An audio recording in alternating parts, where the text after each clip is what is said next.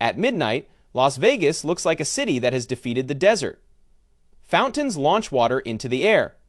Hotel pools glow electric blue. More than 2 million people live in the valley, and millions more arrive each year to eat, gamble, shower, and sleep beneath a skyline that should not exist in one of the driest parts of North America.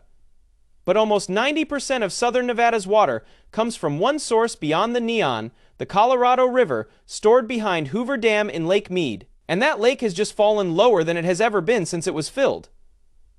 On the 7th of August 2026, Lake Mead reached an elevation of 1,040.4 feet above sea level, slipping beneath the record set during the crisis of 2022. Stand on the shore and the number becomes visible. A pale mineral band wraps around the canyon walls, like the mark left inside an empty bathtub. Roads that once ended at marinas now descend toward dry ground. Boat ramps have been extended, moved, or abandoned as the water retreated. At full pool, the lake can reach about 1,229 feet. The new record is nearly 190 vertical feet below that line. The next numbers are even more unsettling. Hoover Dam's turbines are expected to stop producing power if the lake falls to roughly 950 feet. At about 895 feet, the reservoir reaches dead pool, the point at which water can no longer pass through the dam by gravity to users downstream. Lake Mead is not at either threshold today. It remains about 90 feet above minimum power pool and roughly 145 feet above dead pool. But those levels once belonged to emergency diagrams. Las Vegas has now built pumps designed to reach below them. That is the real hook in this story. Las Vegas is not about to run dry tomorrow, and Hoover Dam is not about to switch off next week. The city has spent decades preparing for a shrinking reservoir, and its water system is far more efficient and resilient than the fountains suggest. Yet no tunnel can create snow in the Rocky Mountains. No pump can divide the same gallon among a city, a farm, a tribe, a power plant, an ecosystem, and another country. So how did America's largest reservoir reach its lowest level in history? How long can Hoover Dam keep generating power, and can Las Vegas survive if the river that built it keeps getting smaller? The story begins more than 1,000 miles upstream. Most of the Colorado River's flow is born as snow in high country across Colorado, Wyoming, and Utah. In spring, that snow melts into tributaries, gathers in the main river, and moves southwest through canyons and reservoirs before reaching the deserts of Arizona, Nevada, California, and Mexico. The system supports around 40 million people, more than 5 million acres of irrigated land, tribal nations, wildlife industry, and major cities far beyond the riverbank. Lake Mead is not simply Las Vegas's reservoir. It is a savings account for a region that learned to spend water faster than nature reliably deposits it. Before Hoover Dam, the lower Colorado could flood violently in wet years and shrink unpredictably in dry ones. During the Great Depression, thousands of workers came to Black Canyon to build a structure meant to control that chaos. Construction ran from 1931 to 1936. The dam rose more than 700 feet, captured floods, sent water toward farms and cities, and produced electricity for a rapidly developing West. As the gates closed, the river filled side canyons and created Lake Mead. By 1941, its surface had climbed above 1,220 feet, and the new reservoir stretched roughly 120 miles upstream. At capacity, Lake Mead can hold nearly 29 million acre-feet of water. 1 acre-foot is approximately the amount needed to cover an acre of land 1 foot deep, and it is often described as enough for several urban households for a year, depending on local use. The exact comparison matters less than the scale. The reservoir allowed the Southwest to move water through time. A snowy year could be stored for a dry one. A river that changed from season to season could be converted into dependable deliveries, electric power, recreation, and growth. The dam did not make the desert wet. It made dryness temporarily manageable. But the rules for sharing the river were written before the modern West fully existed. The Colorado River Compact of 1922 divided the system into an upper basin and a lower basin, with each side assigned 7.5 million acre-feet a year. Later laws, court decisions, contracts, treaties, and operating rules created what water managers call the law of the river. California, Arizona, and Nevada received specific shares below Lake Mead, while Mexico was promised water under a 1944 treaty. Tribal nations hold some of the most senior rights, although many communities have spent generations fighting to quantify or physically access them.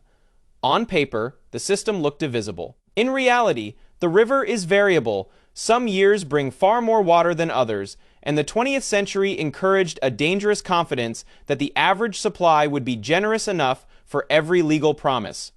Cities expanded, irrigation districts developed desert farmland, and pipelines carried water hundreds of miles away. Los Angeles, San Diego, Phoenix, Tucson, Las Vegas, and agricultural valleys became connected to the same plumbing. The problem was not one foolish city stealing an untouched river. It was an entire regional economy built around commitments that left little room for a warmer, drier future. For decades, the reservoirs concealed that mismatch. Then the decline became impossible to ignore. Around the beginning of this century, Lake Mead stood near 1,200 feet. Over the following years, drought reduced runoff while users continued taking water from the system. Wet winters occasionally raised the lake and generated headlines about recovery, but they did not erase the long trend by 2022. The water had dropped so far that old boats lost objects and human remains appeared on newly exposed ground. A modest rebound followed. Now in 2026, the lake has returned to a record low. The immediate trigger was an extraordinarily poor winter in the river's headwaters. The Colorado River Basin recorded its worst snowpack on record. That matters because mountain snow acts as a natural reservoir, holding winter precipitation until warmer months. But low snow is only part of the explanation. Rising temperatures cause more moisture to fall as rain, melt snow earlier, dry soils, lengthen the growing season, and increase the amount of water used by plants or lost to the atmosphere. Less reflective snow also means darker ground absorbs more solar energy. In one federal study, upper basin flow declined about 5% for each degree Fahrenheit of warming. This is why many scientists describe the change as aridification rather than a temporary drought. A drought suggests an abnormal dry period followed by a return to an old normal. Aridification means the normal itself is shifting. Even a year with decent precipitation can produce disappointing runoff if dry soils absorb the first melt and warmer air increases evaporation. The basin's naturalized flow has already declined by roughly 20% over the past century. Weather still decides whether an individual year is wet or dry. Warming changes what each of those years delivers to the river. Human use turns that climate pressure into a reservoir crisis. Lake Mead loses water through evaporation in extreme desert heat. More importantly, the Colorado system has often promised or consumed more than the river produces over the long term. Releases from Lake Powell upstream become inflow to Lake Mead, so managers are constantly balancing two depleted savings accounts. Sending more water from Powell can lift Mead while weakening the reservoir above Grand Canyon. Holding water back to protect Powell leaves less for Mead. The plumbing connects the lakes, but it cannot eliminate the shortage. Agriculture is the largest part of the equation, using roughly 70 to 80% of Colorado River water. That statistic can sound like an accusation until the fields are considered. Water from the river grows winter vegetables, forage, fruit, and other crops that support rural communities and feed consumers across the country. Many farms also hold senior rights created before today's cities became large, yet the scale means no lasting solution can ignore agriculture. Efficiency, crop choices, compensated fallowing, and changes to irrigation can save water.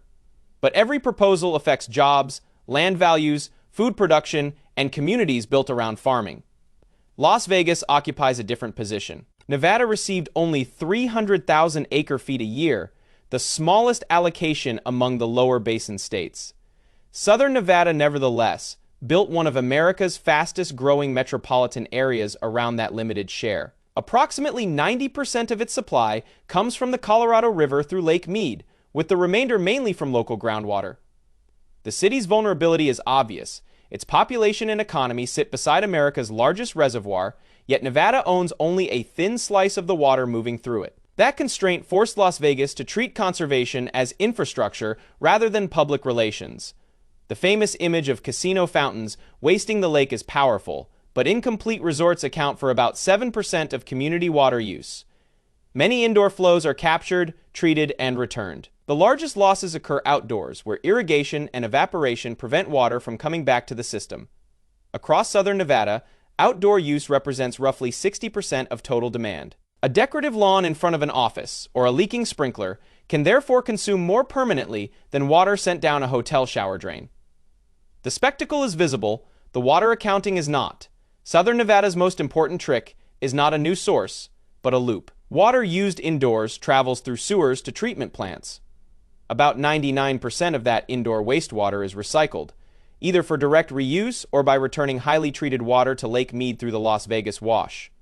Under return flow accounting, Nevada receives credit for water it sends back and can withdraw an equivalent amount again. The same molecule may not return to the same tap, but the system repeatedly reuses the indoor portion of the supply.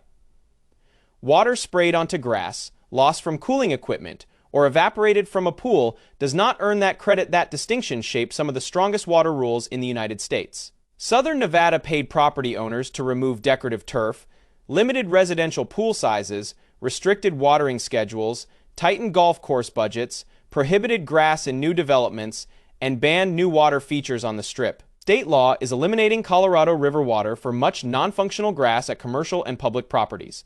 Between 2002 and 2024, per-person water use fell by 55%, even as the region added more than 800,000 residents.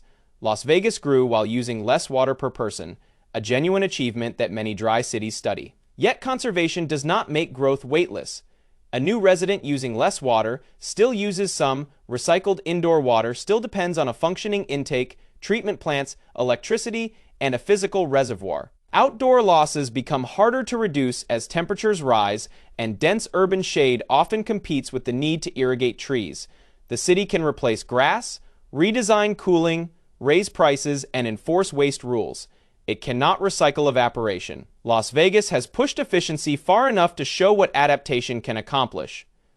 Lake Mead's falling shoreline shows what adaptation cannot accomplish alone.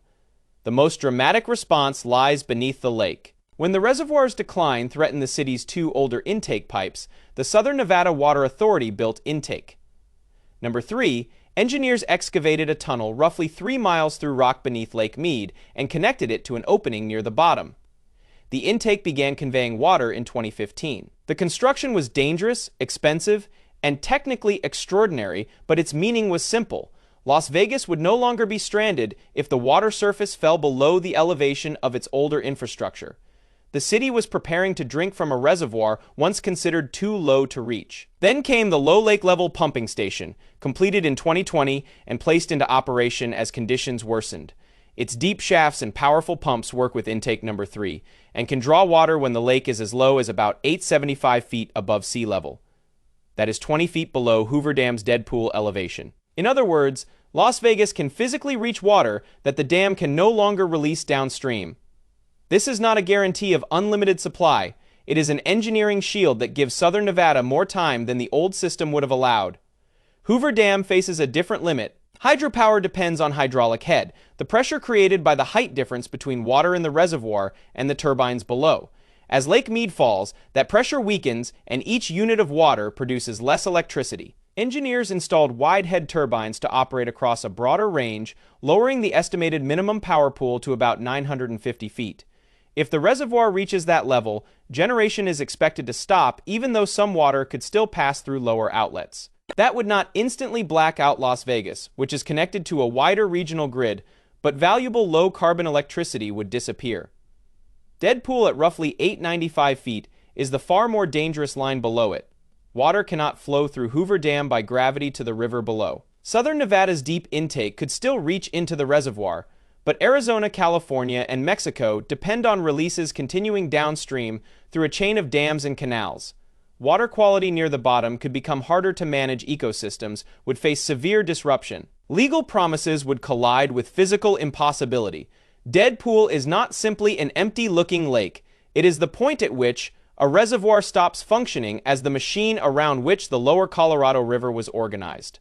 Long before that extreme, the damage spreads. Marinas move or close, boaters travel farther across exposed sediment, and gateway businesses lose visitors. A shallower, warmer lake can intensify water, quality challenges, and pressure wildlife habitat. Reduced hydropower raises costs for utilities that must replace the energy. Lower releases complicate farming and municipal planning hundreds of miles away. The white bathtub ring may be the most famous symbol, but the crisis is not measured only in feet. It is measured in electricity, food, jobs, tribal access, habitat, household bills, and the confidence that water will arrive when a contract says it should. The political deadline is now almost as important as the physical one. The operating rules that have governed major shortages are due to expire at the end of 2026, and the 7 basin states failed to agree on a long-term replacement. At the end of July, the federal government released a short-term proposal under which Arizona, California, and Nevada could together face reductions of up to 3 million acre-feet a year through 2036. The actual cuts would be recalculated every 2 years, becoming deeper under drier conditions. It is a proposal, not a final peace treaty, and it exposes how far the states remain from consensus. Every possible formula creates winners, losers, and arguments about fairness. Upper basin states point out that they already use less than their paper share and cannot control how much snow falls. Lower basin states say their cities, farms, and economies cannot absorb unlimited cuts. California has senior rights that carry legal weight. Arizona fears losing water earlier and faster. Tribes demand that negotiations respect rights long excluded from the system. Mexico receives water under an international treaty, but has little control over decisions upstream. The Colorado is one river governed through layers of law that were never designed for a permanent shortage. This large, there is no single project that can rescue Lake Mead. Desalination may help coastal users someday, but it is expensive, energy intensive, and far from most of the basin recycling and stormwater capture, can stretch urban supplies but cannot replace mountain runoff at regional scale. Agricultural conservation can produce large savings, but it must be designed with farmers rather than imposed as the disappearance of rural economies. Cities can remove ornamental grass, modernize cooling, repair leaks, and charge more for heavy outdoor use. The most credible path is a portfolio of cuts, investments, and flexible agreements that reduce consumption before reservoirs force chaotic reductions. So can Las Vegas survive in the near term? Almost certainly. Its deep intake can operate below levels that would stop Hoover Dam's power plant and block downstream releases. Its indoor recycling system makes each delivered gallon work repeatedly. Its conservation record proves that a growing city can sharply reduce per-person demand, but survival is not the same as independence. Las Vegas remains tied to the Colorado River. Federal operating rules, upstream snow, downstream obligations, and the willingness of 7 states, tribes, farmers, cities, and Mexico to share less. The city may be protected from the first physical failure, but it cannot isolate itself from the basin's political failure. Return to the Strip after dark, and the fountains still rise on schedule. Nothing in the crowd suggests that Lake Mead has crossed a historic line. That contrast is precisely why the story matters. The American West does not collapse when one reservoir record is broken. It adapts, bargains, pumps deeper, and keeps the lights on. But each adaptation spends money and removes another margin of safety. Las Vegas has learned how to live with less water. Now the entire Southwest must decide whether it can live within the river it actually has before the falling lake makes that decision for everyone.